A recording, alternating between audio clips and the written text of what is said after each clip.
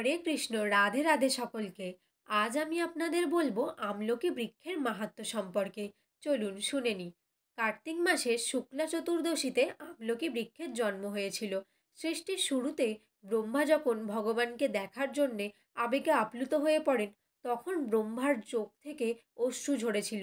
সেই অশ্রু থেকেই আমলকি বৃক্ষের জন্ম হয়। আর এই আমলকি বৃক্ষকে দেখতে সমস্ত দেবদেবীরা এসেছিলেন। তখন ভগবান বললেন, এই আমলকি বৃক্ষ আমার খুবই প্রিয়, তাই এই বছরের 15ই নভেম্বর রবিবার আমলকি বৃক্ষের আবির্ভাব তিথি পড়েছে। এই দিনে আমলকি উচ্চারণ করলে 1000 গুণ ফল লাভ হয়।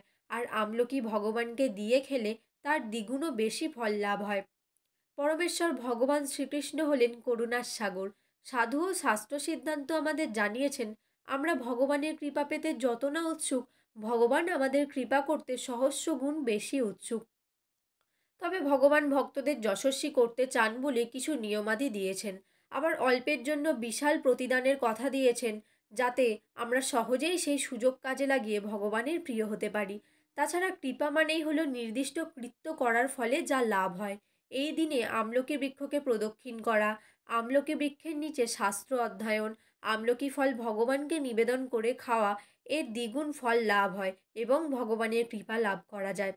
দামোদর মাস এমনই একটি সুযোগ, যার মাধ্যমে আমরা যে কোনো ভক্তিমূলক সেবায় সহস্র গুণ বেশি কৃপা লাভ করতে পারি। দামোদর মাসে দীপদান, তুলসী কাষ্ঠের প্রদীপ নিবেদনের পাশাপাশি আরেকটি সুযোগ হলো ভগবানের সেবায় আমলকি নিয়োজন করা।